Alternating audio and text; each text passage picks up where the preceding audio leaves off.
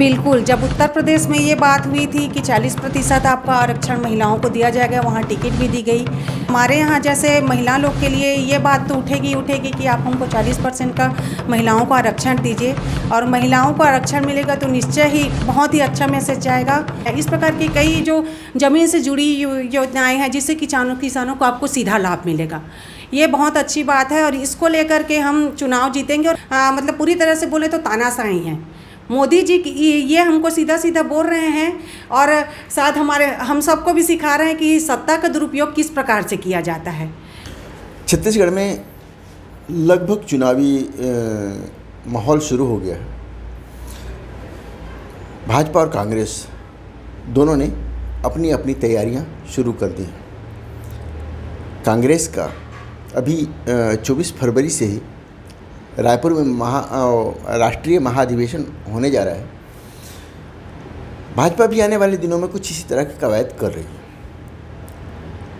चुनाव के समर में सबसे ज़्यादा अहम भूमिका उनकी होती है जो ज़मीन पर लड़ाई करते हैं, और लोकतंत्र में ज़मीनी स्तर पर लड़ने वाले जो लोग होते हैं वही अल्टीमेटली किंग मेकर होते हैं, चाहे मामला कांग्रेस का हो या भाजपा का। नमस्कार, मैं विनय पांडे।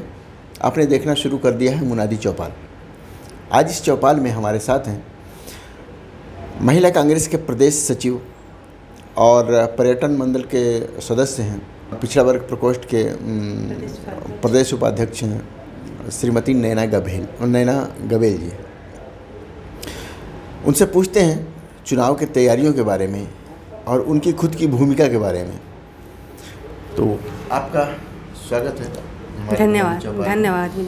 ये देखिए भैया, चुनाव की रणनीति, चुनाव तो अब लगभग 6, 7, 8 महीने ही बचे हुए हैं। हमें किसी प्रकार की कोई रणनीति की ज़रूरत नहीं है, क्योंकि हमारी सरकार, हमारी छत्तीसगढ़ सरकार, भूपेश बघेल जी की सरकार इतने ज़्यादा काम कर चुकी है कि किसी को कुछ बोलने का मौका ही नहीं। आप कहीं से भी पूछिए, किसी को भी पूछिए, दोबारा क्या तिबारा रिपीट होगी। बोलते हैं इतनी अच्छी हमारी सरकार की, क्योंकि ज़मीन से जुड़े हुए हर काम को कर रही है, चाहे गरीबों के लिए हो, मध्यम वर्ग के लिए हो, उच्च वर्ग के लिए हो, सभी कोई संतुष्ट है। और मैं चूँकि किसान फैमिली से बिलोंग करती हूँ, तो क्या हमारी जो सरकार है किसानों के लिए सबसे अच्छा कर रही है। मतलब आगे आने वाले दिनों में आपका 2800 रुपया हो, धान का हो गया, तो ये कुछ बड़ी बड़ी चीज़ें हैं। और आपका बिजली बिल हाफ वाला योजना है। इस प्रकार की कई जो ज़मीन से जुड़ी योजनाएं हैं जिससे किसानों को आपको सीधा लाभ मिलेगा, ये बहुत अच्छी बात है और इसको लेकर के हम चुनाव जीतेंगे। और हमारे यहाँ जब से कांग्रेस की सरकार आई है, आपने देखा होगा कि किसी प्रकार का कोई भी बड़ी घटना नहीं हुई, कुछ नहीं, सब कुछ शांतिपूर्ण तरीके से चल रहा है। और इसके साथ ही साथ जो हमारी छत्तीसगढ़ सरकार की जो मतलब छत्तीसगढ़ की हमारी जो असली संस्कृति थी, हमारी सरकार आने के बाद उस असली संस्कृति को हम खुद छत्तीसगढ़ी होकर कई चीज़ों को कई लोग नहीं जानते थे। वो सभी चीज़ें हमारे आज हर एक आदमी छत्तीसगढ़ का होने पर गर्व महसूस कर रहा है, और छत्तीसगढ़ी होने पर सभी को गर्व है। तो निश्चित ही कोई हमें रणनीति के मेरे ख्याल से कोई ज़रूरत नहीं पड़ेगी।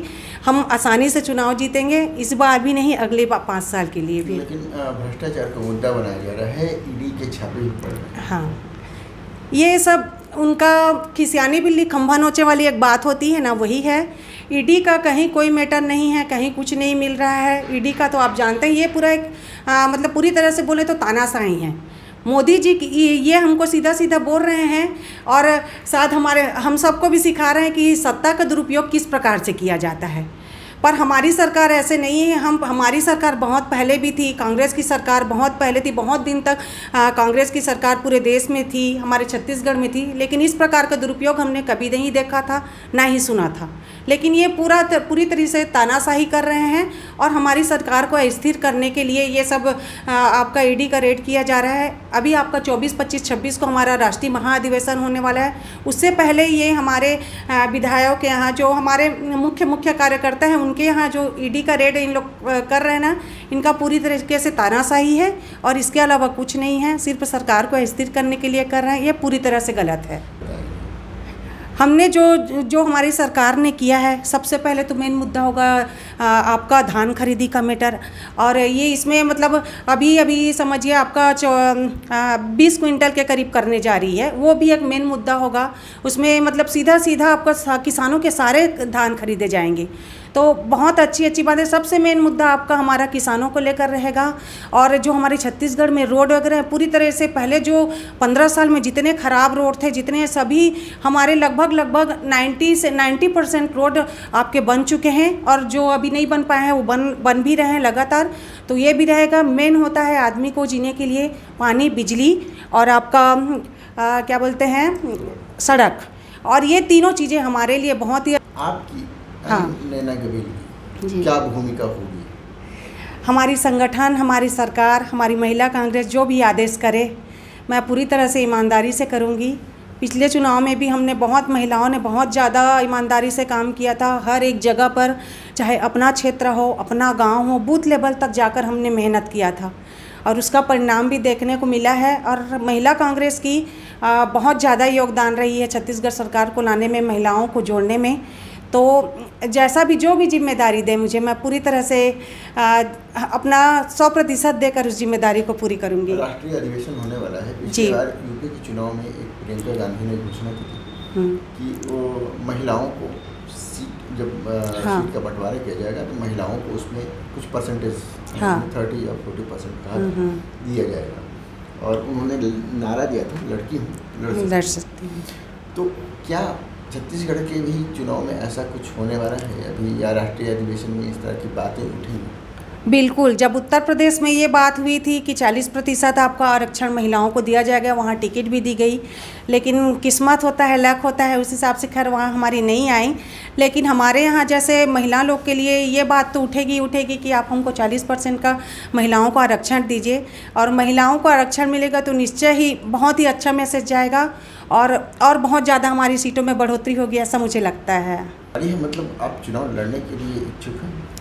जी, चुनाव लड़ने की बात है, वो तो मेरा बचपन से सपना था। जब से मैं छोटी थी, दूसरे बोलते थे कि हम डॉक्टर बनेंगे, इंजीनियर बनेंगे, पर मैं हमेशा राजनीति की ही बातें किया करती थी, और सब टीचर्स भी हंसते थे। तो बचपन से मेरा राजनीति में आकर मतलब एक जन सेवा करूं, लोगों के बीच जाऊं, लोगों की तकलीफ़ को सहूं, मतलब सुनूं, और उनका कुछ तो दूर कर सकते हैं। जनप्रतिनिधि में एक गुण होता है कि सीधा वो आपके पास आए तो जाकर ये ताकत होती है कि आप उनका छोटा काम को करवा सकते, जिससे लिए गरीब दीन दुखी नहीं कर पाते, सीधे डरते हैं जाने में, झिझकते हैं।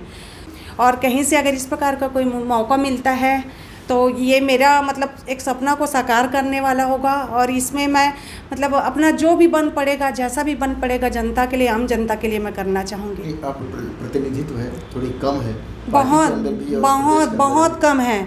मतलब मुझे तकलीफ़ इसी बात की हुई, मैं अभी हिमाचल की प्रभारी बनाया गया था। मुझे आपका मंडी लोकसभा में 17 विधानसभा थे, उसमें मुझे प्रभारी बनाया गया था।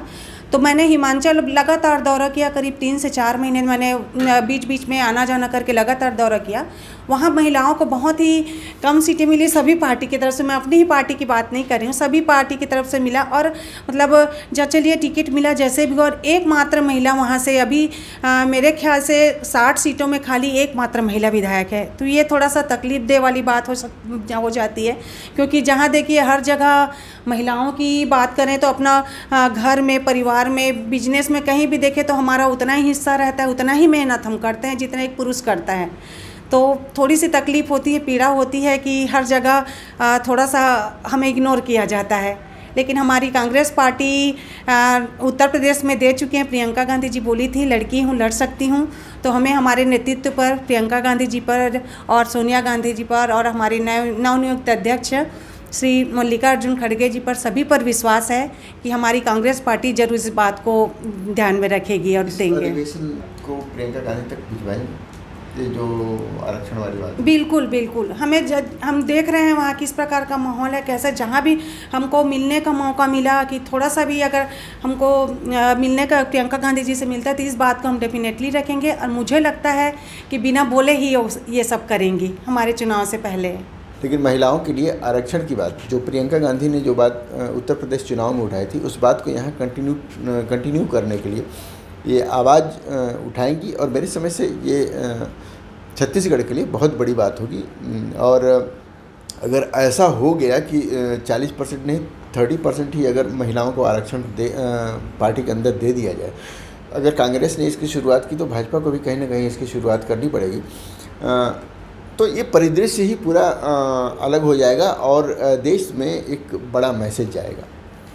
देखते रहिए मुनादी चौपाल। इसको सब्सक्राइब कीजिए, लाइक कीजिए, शेयर कीजिए। अगर आपके मन में कुछ सवाल हैं तो कमेंट बॉक्स में कमेंट कीजिए। Thank you.